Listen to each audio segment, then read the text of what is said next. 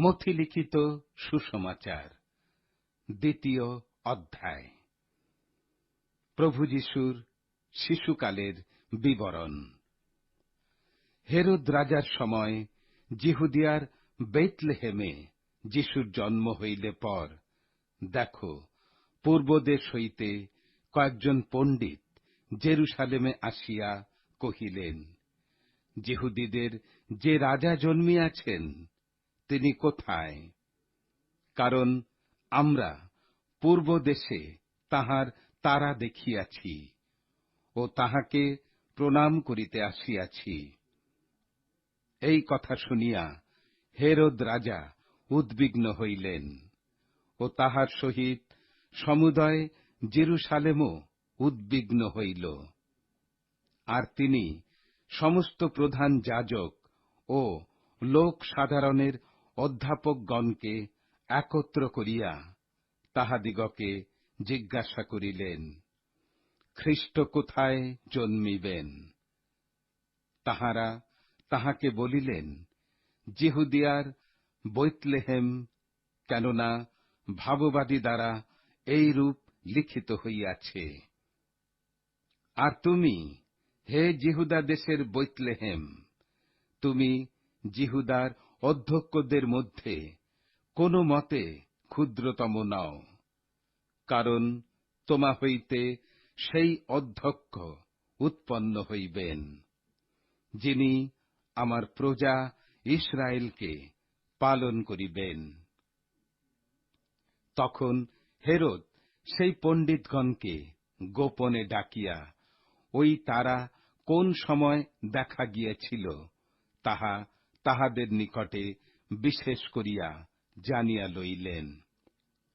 পরে তিনি তাহাদিগকে বেথলেহেমে পাঠাইয়া দিয়া কহিলেন, তোমরা গিয়া বিশেষ করিয়া সেই শিশুর অন্বেষণ কর, দেখা পাইলে আমাকে সংবাদ দিও, যেন আমিও গিয়া তাহাকে প্রণাম করিতে পারি। রাজার কথা শুনিয়া তাহারা প্রস্থান করিলেন। আর দেখো, পূর্ব দেশে তাহারা যে তারা দেখিয়াছিলেন তাহা তাহাদের অগ্রে অগ্রে চলিল। শেষে যেখানে শিশুটি ছিলেন তাহার উপরে আসিয়া স্থগিত হইয়া রহিল। তারাটি দেখিতে পাইয়া তাহারা মহানন্দে অতিশয় আনন্দিত হইলেন। পরে তাহারা গৃহমধ্যে গিয়া শিশুটিকে তাহার মাতা মরিয়মের সহিত দেখিতে পাইলেন ও ভূমিষ্ঠ হইয়া তাহাকে প্রণাম করিলেন, এবং আপনাদের ধনকোষ খুলিয়া তাহাকে স্বর্ণ, কুন্দরু ও গন্ধরস উপহার দিলেন। পরে তাহারা যেন হেরোদের নিকটে ফিরিয়া না যান, স্বপ্নে এই আদেশ পাইয়া অন্য পথ দিয়া আপনাদের দেশে চলিয়া গেলেন। তাহারা চলিয়া গেলে পর, দেখো, প্রভুর এক দূত স্বপ্নে যোসেফকে দর্শন দিয়া কহিলেন, ওঠো, শিশুটিকে ও তাহার মাতাকে লইয়া মিশরে পলায়ন কর, আর আমি যতদিন তোমাকে না বলি ততদিন সেখানে থাকো, কেননা হেরোদ শিশুটিকে বধ করিবার জন্য তাহার অনুসন্ধান করিবে।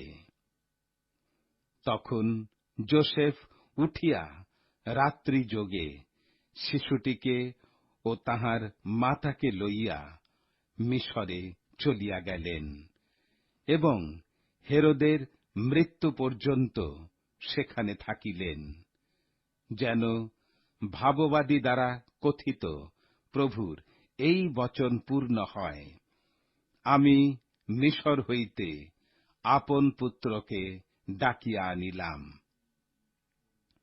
পরে হেরোদ যখন দেখিলেন যে তিনি পণ্ডিতগণ কর্তৃক তুচ্ছীকৃত হইয়াছেন, তখন মহা ক্রুদ্ধ হইলেন, এবং সেই পণ্ডিতদের নিকটে বিশেষ করিয়া যে সময় জানিয়া লইয়াছিলেন, তদনুসারে 2 বৎসর ও তাহার অল্প বয়সের যত বালক বৈতলেহেম ও তাহার সমস্ত পরিসীমার মধ্যে ছিল, লোক পাঠাইয়া সে সকলকে বধ করাইলেন।